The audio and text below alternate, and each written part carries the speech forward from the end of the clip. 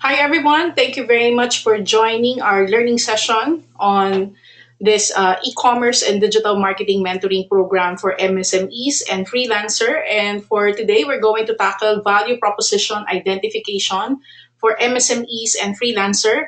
And then I think I'm gonna allot a few minutes of time para kahit paano makapag-participate kayo sa exercise na to.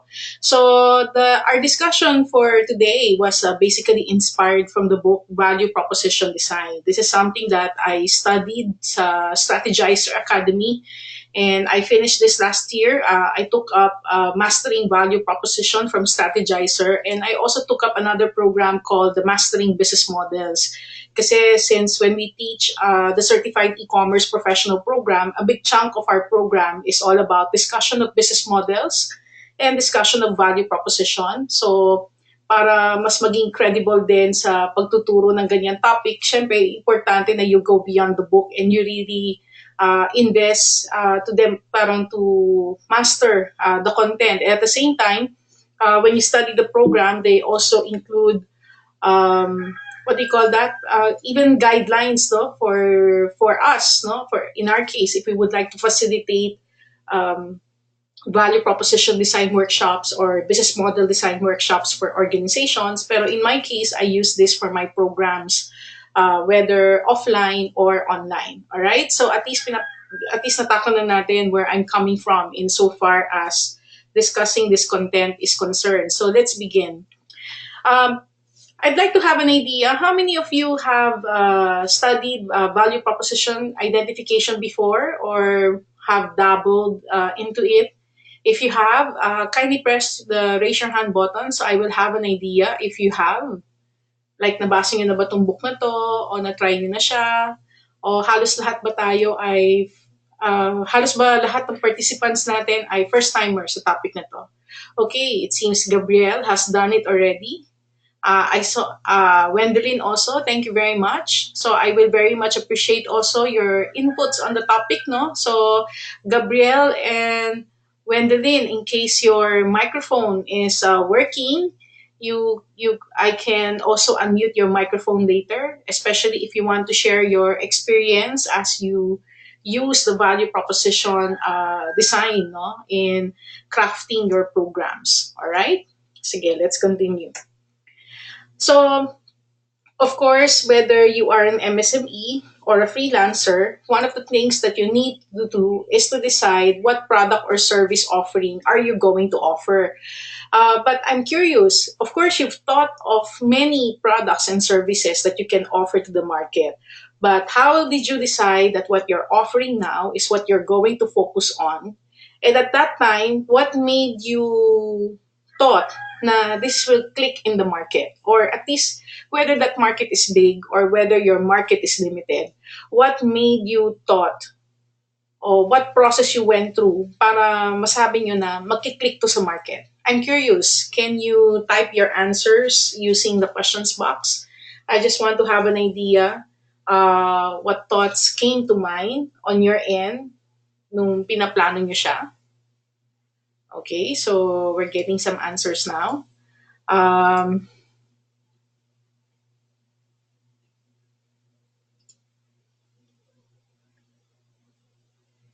Uniqueness, sabi ni Jenna. How about the others? Ano yung naisip nyo? Sabi ni Jenna, yung uniqueness ng kanyang program, yun yung nagpa-decide sa kanya na this is something na they want to venture into. How about the others? How did you know that your product or service offering will click in the market? At least what assumptions you had?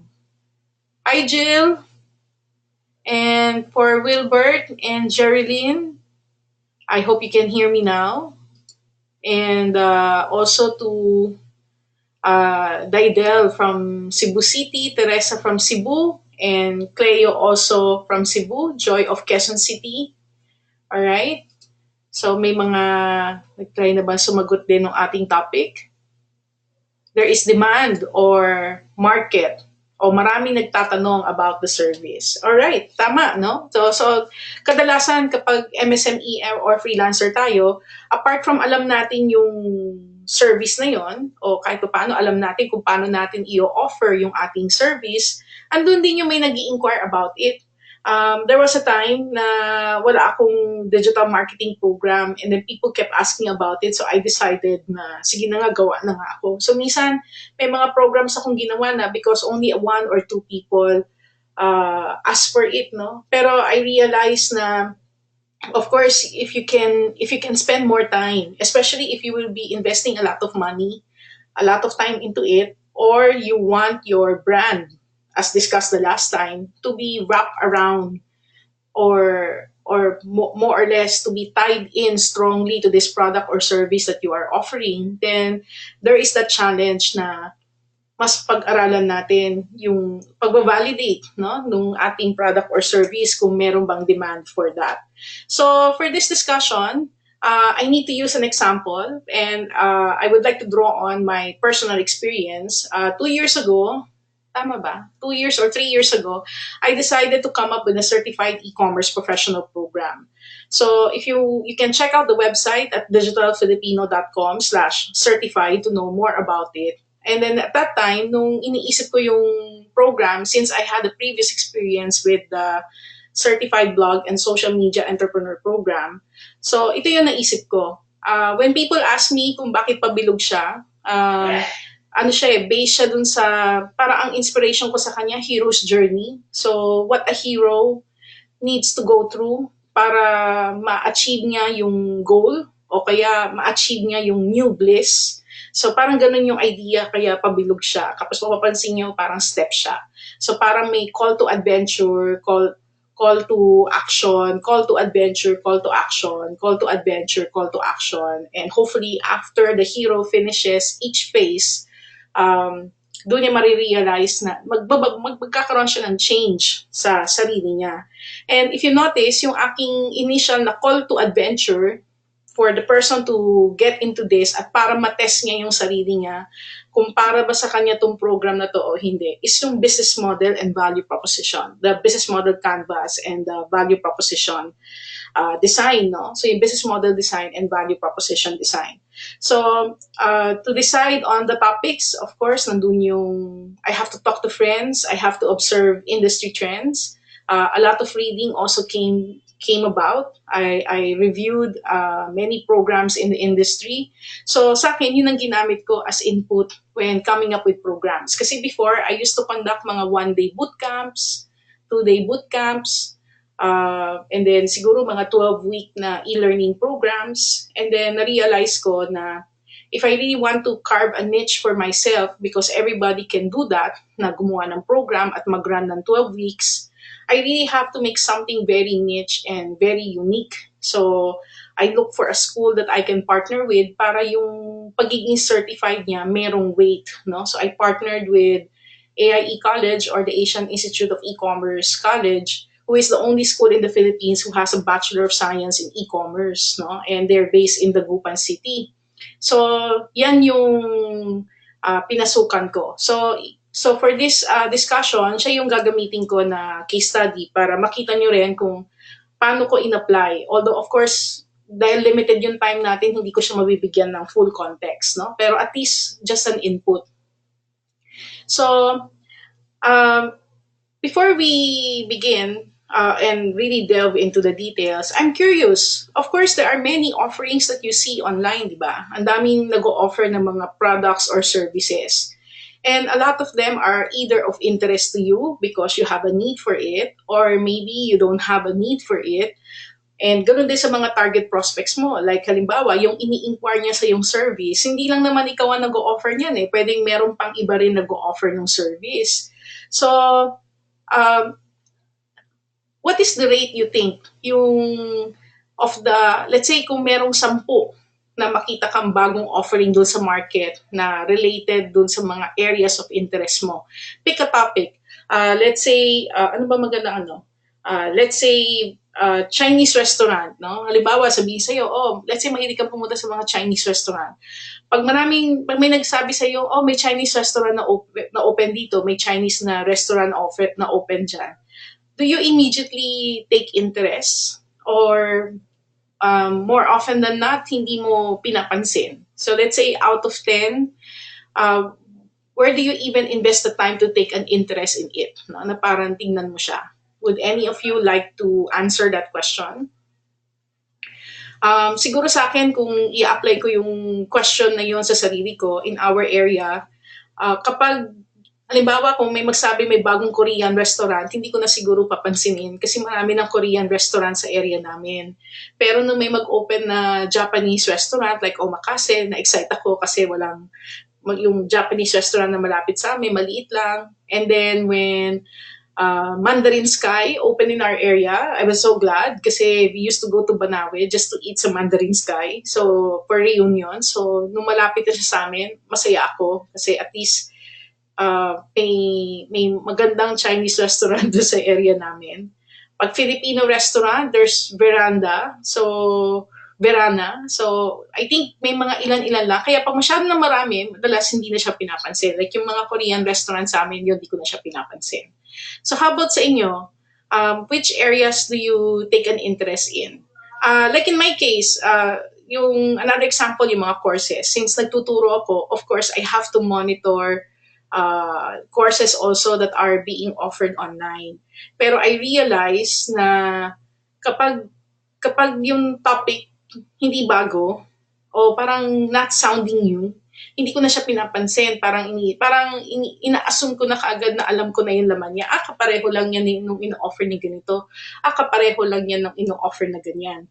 Kaya nga nung nagkaroon kami ng session last month on dropshipping or earlier this month about dropshipping, and doing business na cross border, insist ko talaga sa speaker ko na kailangan i-niche namin yung China because I don't want to be same with everyone who's offering drop shipping topics. I wanna really highlight the expertise ng aking partner na taga China na yun ang strength niya. He's from China, so his knowledge on the topic is very different. So how about you? Do you take interest on new offerings in your area of interest? Would anyone like to give it a shot or put in some context dun sa topic? You can press the raise your hand button if you want me to unmute your microphone so you can share your ideas on the topic. Would anyone like to? Okay, mukhang nagkakahiyaan tayo o may problem yung mga audio natin o wala pong maisip right now. Alright, sige. Shall we continue? And let me explore this topic further. If that's okay with you, kindly press the raise your hand button. Tuloy na natin.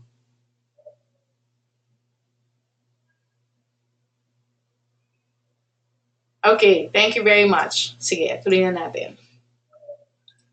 So according to Strategizer, 7 out of 10 don't care about new products that get introduced to the market. So, nung nakita ko tong stat na to, parang I got scared. Kasi, like in my case, I come up with new content. And of course, I promote it. And in fact, in the earlier days, I would even spend a lot of money promoting content. But then later on, I decided na all of my new content gets shared to friends only. If yun, mapapansin niyo yan sa Facebook kung friends tayo, mapapansin niyo lahat ng post ko halos friends only na lang. No? Pag meron na lang nag-request na gawin siyang public, saka ako na lang siyang pinapublic para ginagamit ko na lang siya for market testing. So if you are developing new products or service, how do you make sure that you don't become part of this statistic na yung product mo maging one of the 7 that people don't care about, no? Kaya if you get frustrated because you offered something na akala mo interesado yung friend mo, tapos nung nilabas mo na, hindi rin naman siya nag-sign up, hindi rin niya in-avail yung service mo, para bang feeling mo nag-effort ka into product development, tapos nung binigay mo na yung product or service mo, ino-offer mo na, hindi man lang niya ina-avail, then huwag ka naman mawala ng pag-asa kasi pwedeng ano lang yan, baka kailangan mo lang ng tweaking, kailangan mo lang na mas i-fine-tune pa kung paano mo ipapackage yung offering para mas maging acceptable siya sa iyong target market. So, when I meet students, especially dun sa aming e-commerce and digital marketing mentoring program for MSMEs and to our certified e-commerce professional program, usually, unang-una kong pinapagawa is to demonstrate understanding of the client's business. So, normally, the MSME has to document their business model And then for our students, if they have an MSME client, they have to document the business model. Although hindi business model canvas ang discussion natin ngayon, pero part of the business model canvas kasi is usually we focus into value proposition. So pinag-uusapan natin yung value proposition at pinag-uusapan natin yung customer segments. However, kadalasan pag sinusulat yung value proposition, kadalasan nagpo-focus lang tayo kung ano yung ino-offer nating service, no? Rather than focusing on what pains are we resolving, what value are we providing that makes us very unique to the market, and including tackling customer segments. Ideally, you design a business model for you document a business model for a company, but if you want to be more specific, what is ideal is that you document a business model for a product or service because if you are a freelancer and let's say you are offering social media marketing services and then you're also doing website development. Maybe your business model for website development and your business model for offering social media marketing services will be totally different from each other. Iba ang value proposition, maybe iba rin ang customer segment na sinaserve mo. Kasi pag social media marketing, pwedeng clients mo rin are the service providers themselves who would like to outsource the job instead because they lack staff who can get it done. Unlike if you do website development, you can also have an agency as a client or you might be working directly to a client and depending pa whether that is local or overseas. So there's a different context, no? Hindi lahat ng service pare-pareho yung environment niya. Therefore, management of relationship may be different also. Some of them may require one-on-one while some would be self-service. Channels for delivering the service can be different. If you are doing a cross-border work, maybe you're using platforms like Upwork or Freelancer in delivering the service to your client, especially in communicating with your client, and that's where you get the job signed as well and submit progress reports for your client. Although kung direct yung relationship, maybe you're using other channels, no, na pag keep in touch. But if you are into product and service delivery, your channels can be your physical store, your website, or your Facebook page if you are selling through Facebook. And these are all the front end. And then ideally, when you want to demonstrate your understanding of the MSME business, one of the things that you do also is you want to be able to show na naiintindihan mo rin kung paano siya nag-generate ng revenue. So, when it comes to generating revenue, meron ako nabasang libro before, yung How to Get on Top of Google. It was a very interesting book, no? Sinabi niya na dapat daw sa isang company, kapag nag-interview ka, at kung gagawa ka rin ng business model mo, kailangan meron ka raw 6 types of income. Kailangan meron kang opportunity for a one-time income, meaning people pay you one time. So let's say if I have an event and you attend the event and pay 500 pesos, that is a one-time income. Pag sinabi kong repeat, then kagaya niya ng mga patrons namin who joined yung patreon.com/Janette Toral and they pledge. So every month nagbibigay sila. So tawag natin doon repeat. And normally, you also have to decide what kind of relationships do you want to have with your customer, whether short-term or long-term. Pag short-term yung relationship, like kung seminar, gaya ngayon, nag-webinar tayo, this webinar is a short-term relationship. Pero if you're joining the entire series, then pwede mo sabihin may pagka-long-term relationship siya. Pero for me, short-term lang to. Ang long-term relationship sa akin ay yung mga nagsa-sign up sa certification programs ko or nagiging patrons.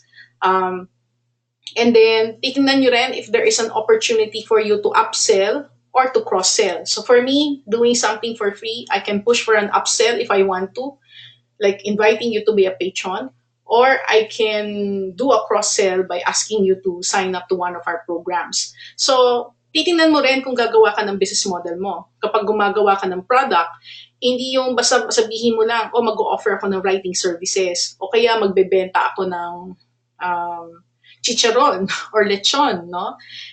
Hindi yung parang one time makabenta ka lang tapos na. You have to, pagdating sa online, there's the challenge na can you push your business model to have a one-time sale, a repeat sale, an upsell, a cross-sell, have a short-term relationship, and foster a long-term relationship with your target market. So that's the front end side of things. And then of course you have the back end side of things, like who do you need to partner with to make this business work? So for me, partners would be other training providers, especially in the provinces that I got the chance to work with. I also partner with um, agencies, but although pinipili ko talaga yung mga kadalasan yung mga may friendship na akong na-develop. And then what are the things that you need to do every day? For those of you who attended our Success as a Process webinar yesterday, di ba? You have to make every day a masterpiece. So prioritize doing things every day consistently and attacking your daily dozen. So, ganun din sa business. Ano yung mga daily activities that you need to do daily? Kasi if you do not give your 100% today, tomorrow, hindi mo naman make up yan eh. You cannot say you can give 150% tomorrow. You can only still deliver 100%. So when you don't give your 100% today, you only give 50%, you lost 50% because tomorrow you will not be able to give 150%. You can still only give 100%. What resources do you have? So, like in our case, since we are into e-learning, so our resources can include the platform, nandyan din yung mga certifications that we invest in. Kasi parang kahit pa sabihin mo nagtuturo ka, kailangan i-demonstrate mo na you're growing, you're learning, at talagang pinapakita mo na nag-invest ka sa ano mo, sa craft mo para makita ng client kung ano yung binibigay mo. Hindi siya yung old skill lang na itinutuloy mo lang, parang baka napag-iiwanan ka na. So, i-demonstrate mo na hindi ka nagpapaiwan. No? So, depende yun sa um, depende yun sa'yo kung ano yung nakikita mong value proposition mo. And then, cost structure. Okay, so what are the costs that you need to invest in to be able to deliver all of this? So, just a snapshot of what the business model canvas is all about. You can go to YouTube and search for business model canvas. There's a nice video there that gives an overview of this template, no, that you can use for your business.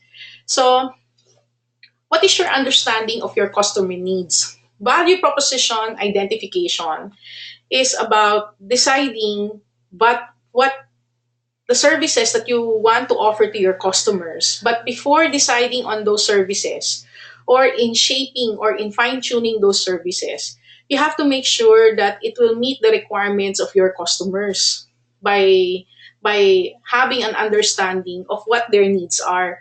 Although sabi nga nila, hindi na, if you read the book Blink ni Malcolm Gladwell, customers don't know what they want. Para bang they can propose enhancements and everything of what they want insofar as a public product or service or concern, but that is not necessarily a silver bullet that you can apply. No, more often than not, because of your knowledge in your field, then you can think about innovations that will make things easier for your customer. Now, the typical way of identifying our customers is maybe profiling them. So it depends. Ano yung ginagawa nyo? Some do interviews, some do surveys, some do profiling. How about you? What do you do para magkaroon kayo ng understanding about your customers? What practices do you follow? Would you like to share? You can type your answers using the questions box para magkaroon tayo ng idea on your practice or what practice are you embracing on this topic. So sabi ni Elena, seeing discussions and a desire for more information on the idea through community groups. Marlene said the product I am offering has a great demand, I think based on my experience. Luella said in demand in the market. Mixing the trend demand, the uniqueness to the product service, aiming a valuable and interesting experience at the customer's end. And Wilbert, thank you, Wilbert, from Cebu from Cebu rin pala siya. And hello, Jerry Lynn. And then, okay, thank you, Ralph. And then there's Anna. Okay, naturally organic grown, thus it's healthy. People are now conscious with their health and environment. Jenna said, do reviews first or read reviews first. Rani said, interested ako only to compare taste. For my case, we try out Lomi shops in Lipa, pero hindi tipong sasadyain lang. We just try it out when we are in the area. Good morning, Erica. Olivia said, area of interest, social media platforms, dropshipping, sana, pero uh, nakakahilo maghanap ng okay. Rani said, they'll try to make it to new food concepts. And then Niall said, when that new offering has stayed a few weeks and meron good feedback, they will try. Jill said, I offer my services as product developer at the same time doing the prototype and supply the items I use to design and develop. My question is, should I get DTI for my services as a freelancer? Jill, if you ideally, what you basically need is a BIR para ma-properly classify ka. Now, if you want to be classified as an individual and receive payments as an individual. However, if you also want to have your own company name apart from your personal name, then it's okay to get a DTI para if you want to have a brand name, no? Para hindi ka basta individual na entrepreneur lang, sole proprietor ka na may brand, no? Na naka-register sa DTI. Dina said survey. And Rani also said survey from end users during exhibits. Gabriel mentioned online reviews, plant visits, sabi din Dina. Didel mentioned observing customer needs. All right, thank you very much for sharing that. So normally, if you follow HubSpot, like in my case, I'm a fan of HubSpot also and spent a lot of time in getting 4 certifications there. Isa sa mga pinupush nila para ma-understand mo ang iyong customer is the buyer persona. And usually, the buyer persona has the following components. Yung background ng iyong customer, basic demographics niya, yung age, gender, no? How do you know that this is the person? How would you be able to identify this person based on their habits? What are these person's goals in life? What are their challenges? And then what can we do for them as a service? What do they typically say in relation to this product or service or in this category? What objections do they give for products and services in this category? What marketing messaging can be developed and shared to them? And what would be our ideal elevator pitch for this buyer persona? Kaya for me, hindi ako nakontento sa ganito, kaya nag-aral din ako ng Fascinate. No? If you attended our branding session, so usually this is not enough because even if they have the same identifier, you cannot just assume that they will respond to the same messaging, especially if you are offering customized services, no? Especially if you are a freelancer. So there is a need to customize the messaging depending on what gets this person fascinated to a product or service offering na lalo na kung premium siya. Siguro kung yung produkto mo 50 pesos, 100 pesos, baka hindi pa ganun ka-tough yung decision-making process. Pero if you're offering a product or service na pumalo na siya ng 10,000, 20,000, 50,000, 100,000, then you really need to be more customized with the way you message. So, if I would do buyer persona, and if I would review it, and if I would do it now, most likely, ang gagawin ko, titingnan ko yung mga graduates namin in the past. Like, for example, one of our graduates is MJ Panganiban, who now works for Air 21. When he started, he was with Shop Pinas. He started as a business development manager. And then, sinend siya ng company niya para mag-aral dun sa program. Pero in the process, he's now we're very similar in what we do. Palagi siyang involved din sa mga road shows ng DTI para mag-educate ng MSMEs and get them to do hands-on, to do e-commerce, no? So yan ang ginagawa niya. And then ang goal din niya is of course to reach higher level of positions in the organization. Kaya dun sa product or service na meron ako, kasi part sila ng first batch, of course, pag running na kasi yung program mo, kadalasan, nitinan mo yung profile ulit ng mga na-attract mo and then you keep on tweaking based kung ano yung mga profile nila. And especially if you want to attract that type of individual. later on, I also push MJ para maging active pa lalo sa DCOM or sa Digital Commerce Association of the Philippines, and he's currently the executive director of the organization there. So high achiever, no? Another, if I would look at another student that we had in the past for batch one is RM Nisperos, who is a professor at the University of the Philippines, Open University. He teaches e-commerce there. And then I think what made us alike is yung constant pursuit for credentials, no? Para kahit paano we become more credible in what we do and keep ourselves relevant in this space.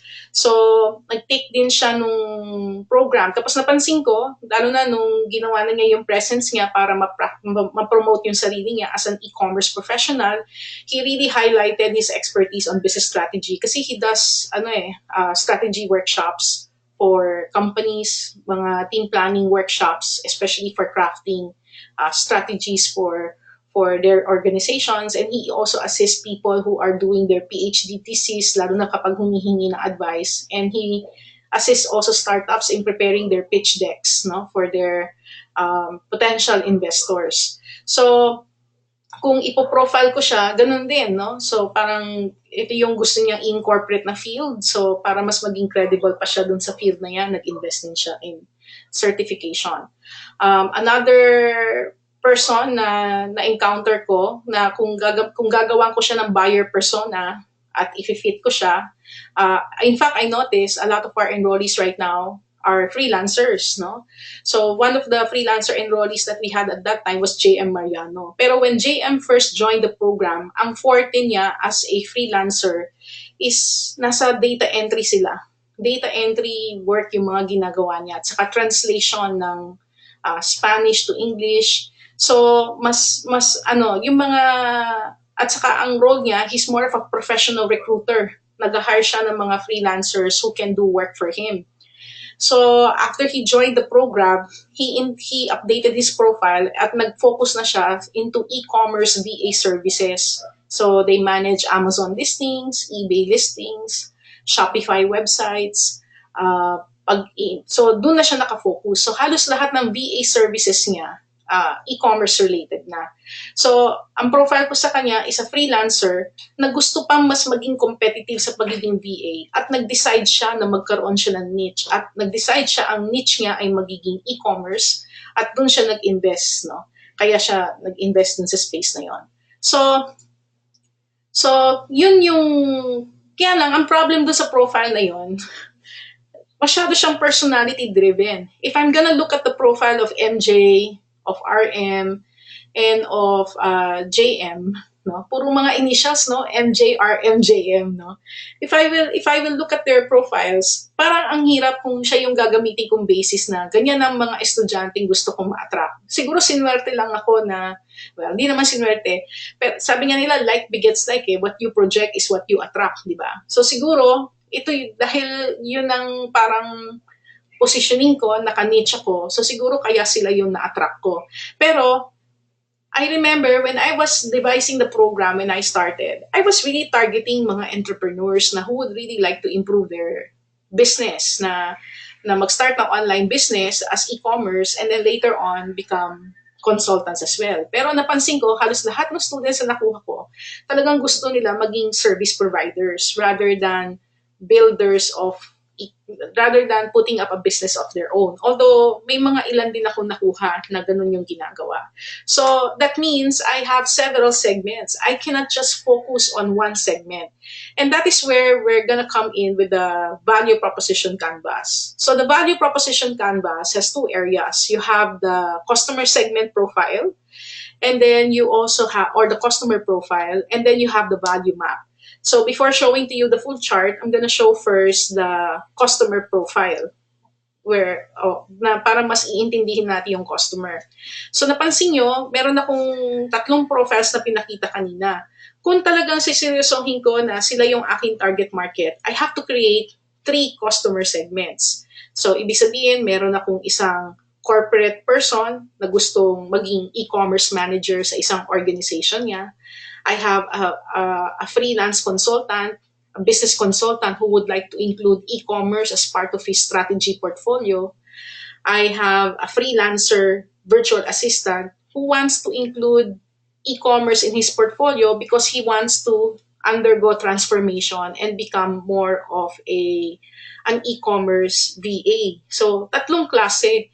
So, kadalasan, ang challenge natin kapag gumagawa tayo ng value proposition identification, especially when targeting our customers, pinagsasama-sama natin sila lahat doon. So, ideally, hinihiwalay-hiwalay natin sila.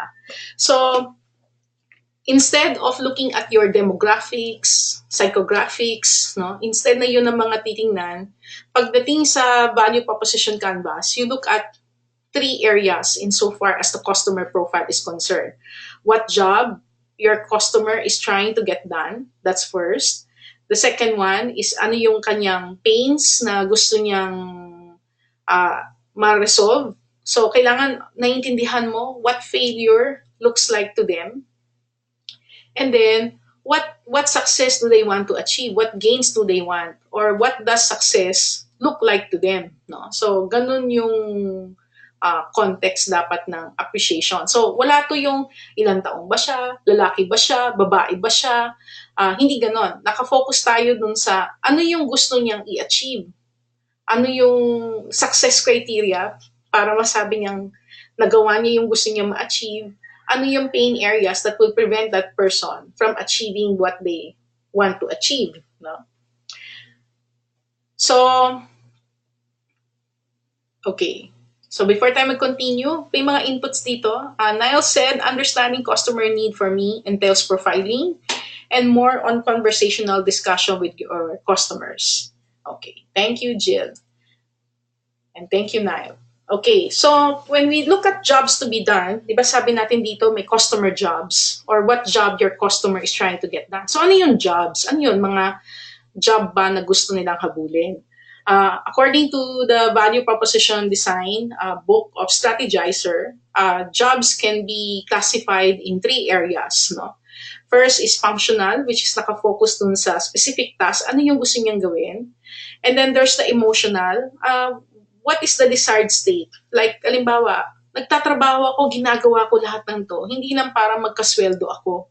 I also want to gain another form of satisfaction. Maybe gusto kong magkaroon ng recognition, gusto kong ma-promote, I want to be perceived as an expert, I want to be perceived as respectable, I want to be perceived as a top sales performer, ganon, no? Ano yung gusto niya ma-achieve? And then there's also the social, no? How customers want to be perceived by others. So what others will say about them. Yung maging top sales performer sila. O kaya they can get promotion for the job. Kung aspiring ka maging consultant, yung people start recommending you to become a consultant. Or kung professional speaker ka or VA ka, people start hiring you because they perceive you to be an expert. No? So, it's a balance of three things. Yun din yung reason kaya nag-start din akong, yung e-commerce, kung titingnan mo, mas nakafocus siya sa functional. Kasi talagang, it's really techy eh. It's really about getting the task done. But at the end of the day, you still need to market yourself and get the word out there. And may mga nag-estudyante nga ako na shy mag-marketing. Siguro di nila alam kung paano sila mag-branding and everything. Kaya napasok tuloy ako dun sa branding kasi yung how do you want to be perceived, sometimes I realize na it's not just about knowing the techniques but also the attitude towards that topic. At pagdating naman doon sa emotional, yan naman. Kapag medyo, siyempre, we're all humans. Minsan may mga estudyante ako nade-depress o kaya may mga estudyante ako nag-aaway, no? Lalo na yung mga nagkakaroon ng team issues. So that's also the reason why we started venturing into topics like leadership. Kasi napansin ko nga, may mga, siguro, ang passing rate namin mababa eh kasi maraming bumibigay, no? And kadalasan yung kung saan bumibigay kadalasan sa emotional rather than sa functional. So it's either emotional or social. Kaya yan yung mga soft skills na hindi mo basta-basta ma-address by just knowing the technical skills alone. So it's a balance of three areas, no? So Now, kung kailangan mo ng mga tanong, si strategizer, meron siyang binibigay ng mga trigger questions that you can use as a guide. Although I don't want to do a read along kasi you can also check this out.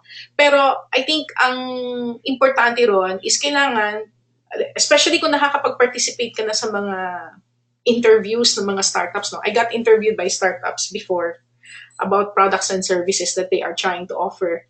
And ito yung mga observations ko rin na mga tinatanong nila. Like, ano ba yung mga gusto kong ma-accomplish?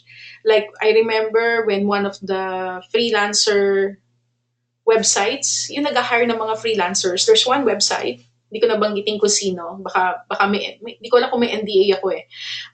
Yeah, they were trying to build that out. So they were trying to figure out what would make me join the platform.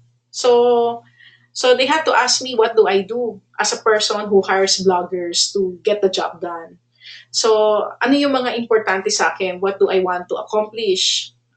Why am I not using it? Why am I doing offline pa rin when managing relationship with bloggers? No? Bakit importante pa rin yung offline interaction? And then, what are the parang sa life cycle, ano yung mga tasks na dapat i-perform, no? So, it's up to you kung ano yung mga dapat mong tanungin in so far as to that person, kung ano ba yung mga jobs niya na dapat ba niyang gawin. Ano ba yung functional, social, and emotional jobs na dapat ma-fulfill para sa kanya, para masabi niya nagawa niya yung task niya.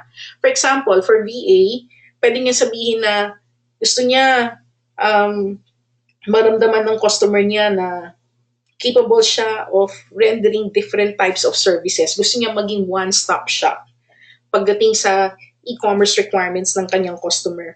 Gusto niya pag hinar siya ng customer, ayaw niya na i-hire lang siya for data entry. Pwede rin siya i-hire for optimization, photo editing, pag SEO. So, yun daw yung gusto niya, no? At pero kailangan niya magpakita ng proof na kaya niyang gawin yung service na yon. So, importante rin daw sa kanya ang portfolio. No? And then, may mga tanong din sila like, yung paano yung makaka-improve pa personally sa kanila. No? Like halimbawa, sabihin nila na apart from showing proof, apart from being able to offer to the customers, will this allow me to raise my prices? Okay? Can they be proactive in coming up with new service offerings na before pa maisip ng customer nila, madedevelop na nila?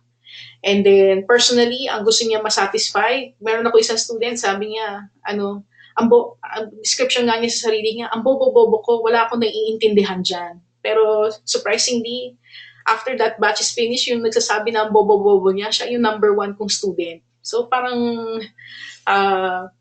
interesting yung naging turnout sa kanya. No? So, sa kanya siguro from being unsure, gusto niya maging sure sa sarili niya na kaya niyang gawin yung task.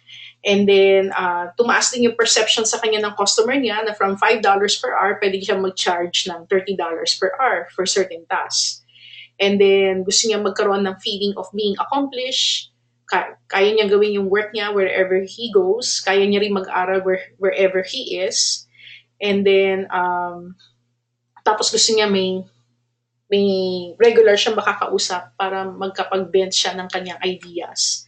So, ito yung example nung, if I would take that into account, then, ganito ko siya gagawin. Dun sa customer side of the equation, ilalagay ko ano yung mga possible na sinasabi nila. Yan, opportunity to earn more, get more done, referring to freelancers.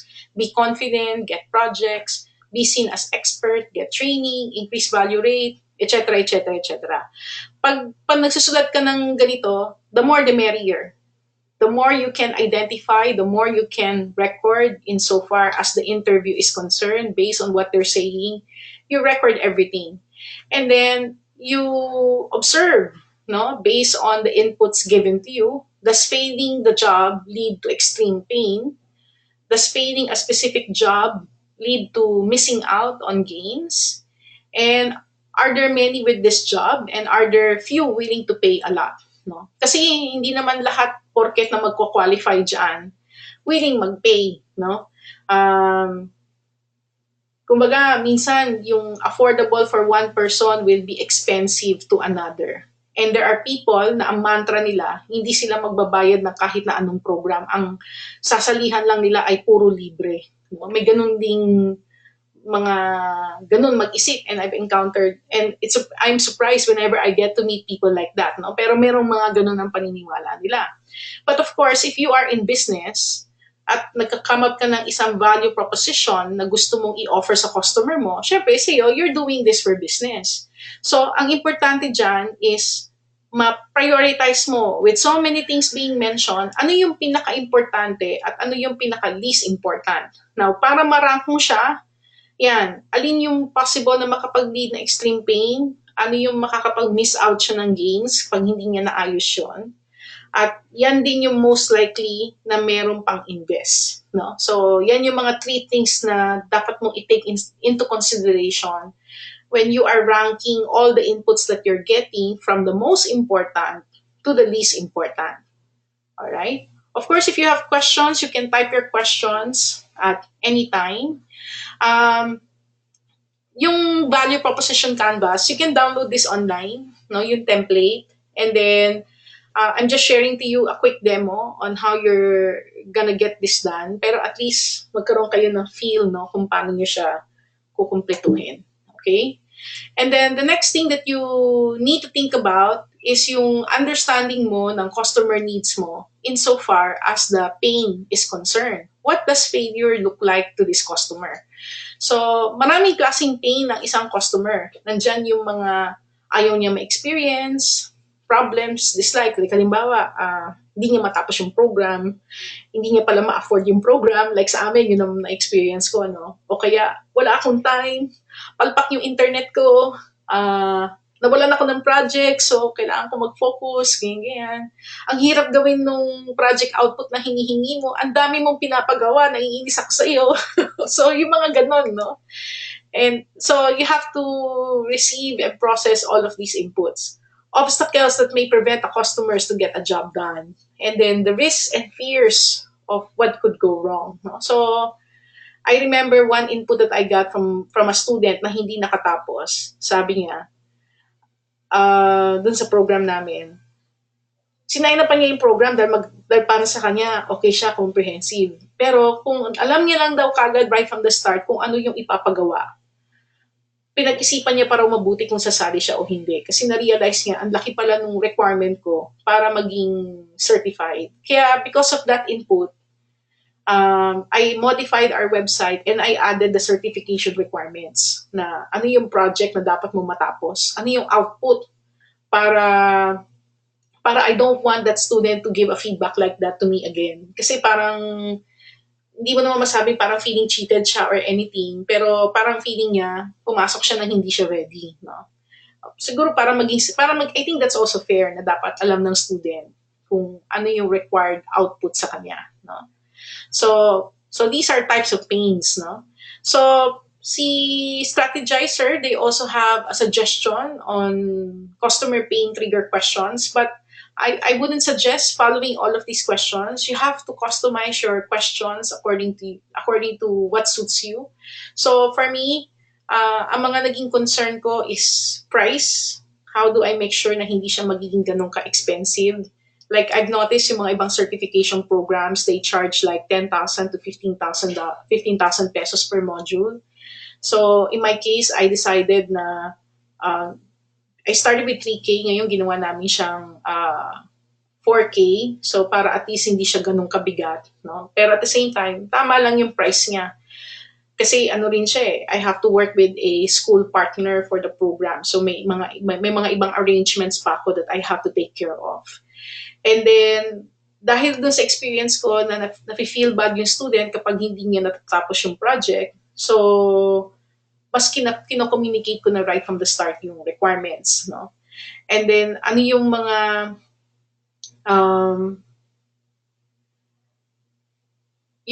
underperforming, ano ba yung mga areas na pwedeng mahirapan sila? O kaya yung mga hindi pa nila alam kung ano yung gusto nilang gawin. So, yan, kadalasan pagpasok sa program, pag module 1 pa lang, wala na, nawawala na kagad sila. Kasi para na-realize sila, ang hirap palang gumawa ng value proposition canvas. Ang hirap palang gumawa ng business model canvas. Really, sa totoo lang, module 1 pa lang, marami na bumibigay pag nakita na yung canvas na yon, yung template na pinapakita ko sa inyo, yung fill upan yon, maraming gumigip up doon. No?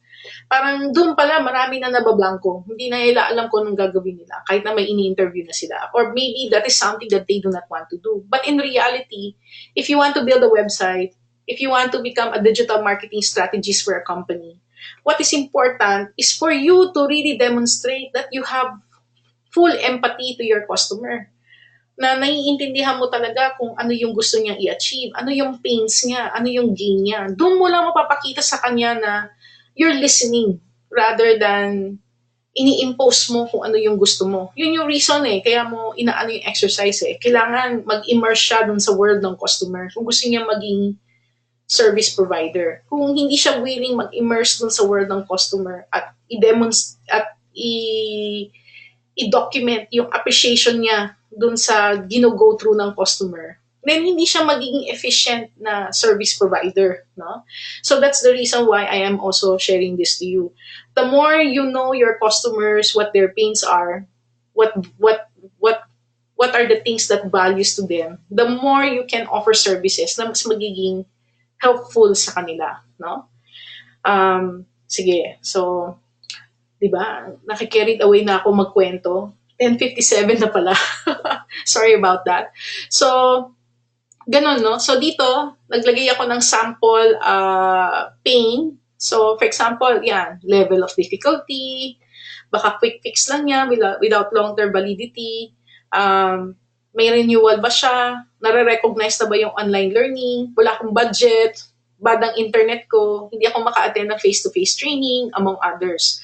So, kailangan, pag binabanggit nila yung pain, you should be able to feel the pain. Like, can you relate to the pain? Kung pag sinabi niya sa yung mahal, tapos ikaw parang hindi ka nakaka-relate to sa sinasabi nilang mahal, then you're not getting it. Kailangan nafe-feel mo yung pain. Pag sinabi niya expensive, maintindihan mo kung bakit niya sinabing expensive. Kasi kinikita ko lang ganito per hour sa pag-VVA ko. O ganito lang ang kinikita ko sa gaganyan ko. So, mahal yan para sa akin. Kailangan, pag sinabi niya mahal, naintindihan mo yon. Hindi yung parang, maarte ka, di kita market. Hindi pwedeng ganun ang perspective, no?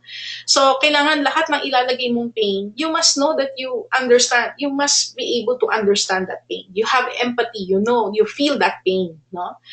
And then, are there pains that are unresolved? Diba? Ano yung closure? And then, are there many with this pain na willing to pay a lot? Sabihin, kasi diba, like sa isang training, like in our case, hindi lang naman yung pagbabayad mo ng fee. Yung pag-complete mo ng project. And yung payment doon is not really in terms of money. The biggest payment there is time. Yung person really allotting time. Kasi ang idea doon, para tapos mo yung program, may portfolio ka. So, yung portfolio na yan, pagtatrabahuhan mo yan. At dahil, para pag kumuha ka ng client, meron ka mapapakita. May nagawa na akong e-commerce site. Meron na akong nagawang marketplace. Kaya kong mag-conduct ng e-learning.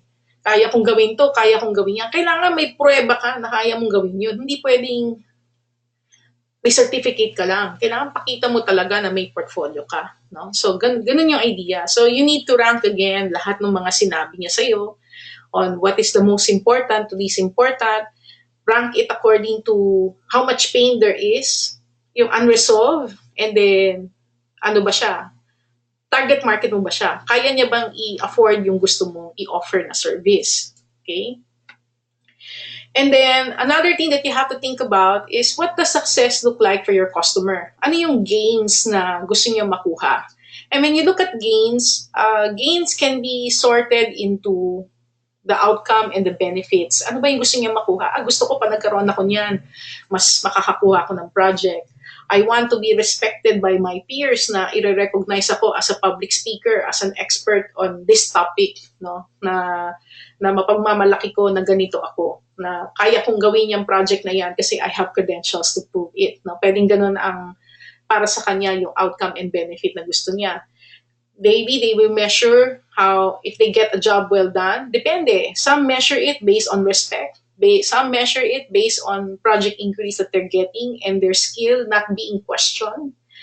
I'm sure naramdaman nyo na yung na-question yung skill mo. Yung kini-question ka, talaga ganyan ka, ano alam mo? Yung parang tinetest pa yung alam mo. I'm sure some of you have experienced that.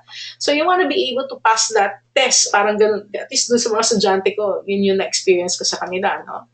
And so gains can come from utility dahil nagagamit mo siya. Yan, yung respect from your peers, yung feeling accomplished, and then makakuha ka lang ng dalawang project, yung in-enroll mo, mabawi mo na, no? So, something like that. Or even habang nag-aaral ka, nakakakuha ka na ng project. So, it depends on the type of gains that the customer may have in mind kung during your interview. So, in my case, ito yung na-experience ko when we were doing our interviews. So, if you want to have a guide for customer gains, so si Strategizer, meron din siyang trigger questions that you can use as a reference. But of course, ideally, you should be able to craft your own questions. Pero ideally, klaro dapat sa iyo yung mga important questions. Kaya nga, may isang libro si John Maxwell parang good leaders ask great leaders ask great questions or good questions. So it's also about the questions that you will ask. Bad questions will lead you to bad answers. Good questions can also give you good answers. So savings, like halimbawa, mahal ng certification na nakita ko 6 digits, gusto ko 5 digits lang. And then gusto ko talaga mapapatunayan kung expert ako. O kaya sabihin niya na gusto ko pwede ko siyang i-take anytime. And then, gusto ko makakakuha na ako ng project along the way. So, depende yon kung ano yung mga sabihin nila sa'yo. Of course, makukuha mo lang yung mga sasabihin nila sa'yo based on the questions that you will also ask them. Alright? Okay? So, for example, ito yung mga gains na nilagay ko nung ginagawa ko yung program. So, yeah, speaking opportunities, new business opportunities, become part of an elite group kasi konti lang yung ilan lang ang nakakatapos, magkaroon ng mastery, kahit paano credible yung program since it is partnered with an educational institution. So, marami ako mga in-identify.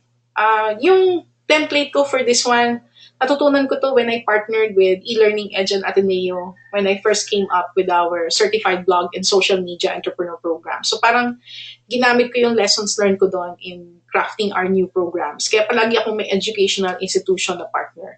So again, when you rank the gains, when you receive the gains, kailangan maramdaman mo rin yung sense of accomplishment. Yung pag sinabi niya, gusto ko maka-attain ako ng mastery. Kailangan alam mo yung emotion. Ano ba ibig sabihin ng yung satisfaction na ka-attain ka ng mastery. Kaya ako, one of the reason why I take certification exams pa rin, nagtitake pa rin ako ng mga courses.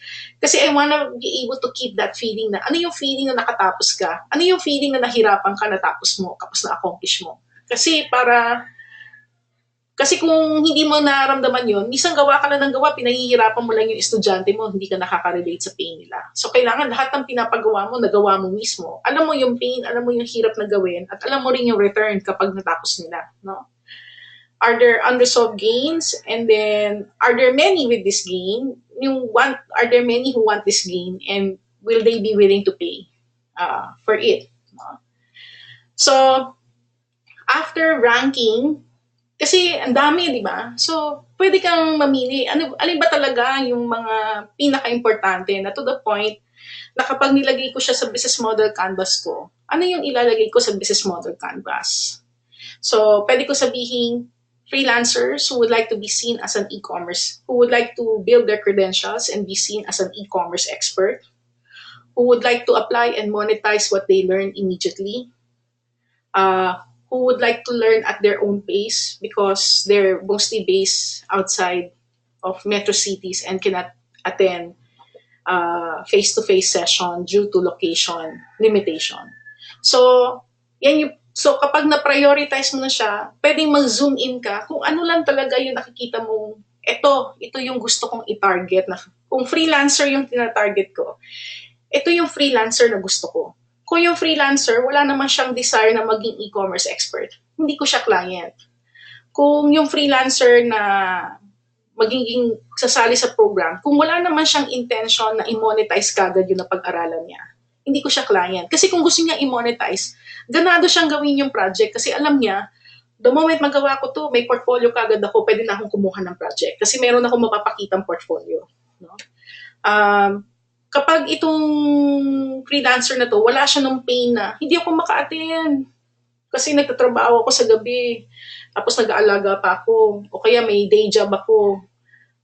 I can only do this study at my own time. Kaya hindi ako maka-attend. So yun ang hinahanap ko. Pag may time siya, baka hindi siya yung client ko. Hindi dahil sa ayoko sa kanya, pero yun na nga eh. Yung are there many with this pain? Naalala niyo yung tanong kanina, di ba? Are there many with this pain? Are there many with this gain? So doon ka mag-zoom in. Of course, I'm not saying na ito yung mantra na ito yung market, pero at least for my value proposition, siya ang hinahanap ko. Okay? And then, yan yung mas ide-develop ko. Siya yung mas focusan ko ng pansin. Okay? So, I hope nakatulong siya no, in further explaining it. And then from there, of course, you can come up with your value proposition. Ano yung mga pains ng customer na kaya mong i-resolve? Ano yung gain na desire niya na kaya mong punuan? At ano yung i-offer mo para yung job niya mapaperform niya ng maayos at matatapos niya yung program. And if you will be able to match your customer, kung sino talaga yung gusto mo, at least ma-identify mo ano yung customer na gusto mo talaga at ano yung service na kaya mo i-provide na magmamatch sa kanya, then pwede kang magkaroon ng tinatawag nating product and market fit. No? And then, kung mapaplot out mo siya sa iyong business model at nakikita mo kung paano ka pwedeng mag-generate ng revenue for that market, then pwede ka rin magkaroon ng tinatawag na business model fit. Okay? So, parang ganun yung idea sa kanya. Alright? So, are there questions at any point at this point? I hope na gets natin yung ating diniscuss. Okay. So, but before I start answering the questions, thank you very much for attending this webinar session. My apologies dahil nag-over tayo ng konti ng 7 minutes. Pero I hope yung discussion natin for the value proposition identification is a good start para sa inyo, especially for MSMEs who are trying to figure out what products or services do you want to offer to your market, and also for freelancers who are trying to decide what products or services na in-offer.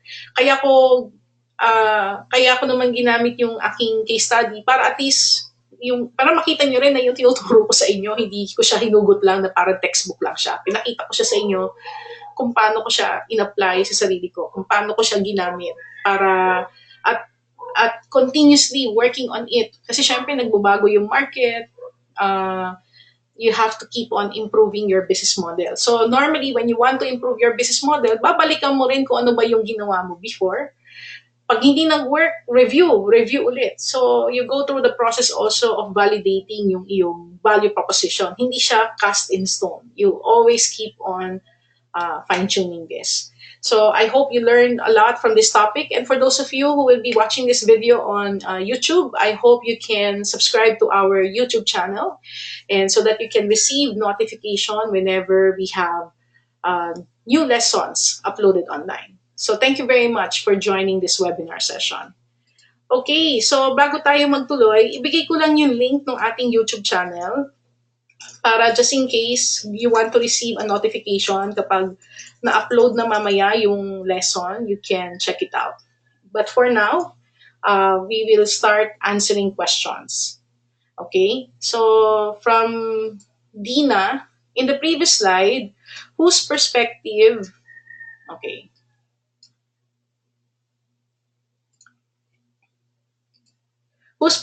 is the most important to least important? The client or provider?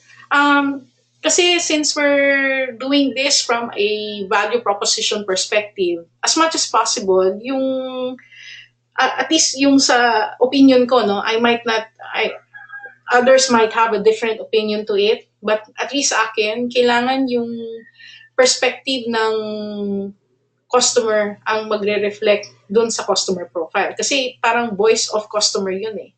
Yun yung outputs ng mga interviews mo. Yun yung sinasabi nila. So, document mo siya. Although, syempre, hindi mo naman malalagay yon in full text, no? Kung at least yung parang mga keywords para at least ma-record mo siya ron. Ngayon, pagdating naman dun sa service, then syempre, mas ilalagay mo yung sa perspective ng service provider. Okay? And then, what is the measure for what is important and not what is important? Dyan tayo nagiging subjective insofar as what is important and what is not important. So, it depends on, kaya ang suggestion ko, ako ang ginagamit ko kapag nagra-ranking ako ng what is important and what is important. Yung 3 guide questions na nilagay ko sa kanan. Ganon, can you feel the pain? Can you feel the gain? Meron ba siyang mga unresolved pains, unresolved gains? Yung based dun sa ranking na binigay mo, yung for every item na nilagay mo, marami ba na nasa ganung situation? No? Marami ba o konti ba? Kahit na marami, pero kung wala naman doon yung mga willing magbayad, baka ayaw mo nun. Pero kung yung mga gustong maging ganon, at alam mo, willing mag-invest, then pwede mong focusan yon, no? Okay? And then, thank you, Didel and Neil of Cebu. Thank you, Jill. And thank you also to Edgil and Wendelin. All right. So are there more questions? Okay, kay Marisa. Sabi niya, thank you for the valuable inputs. I can use this to identify my market and value proposition to move forward. Thank you.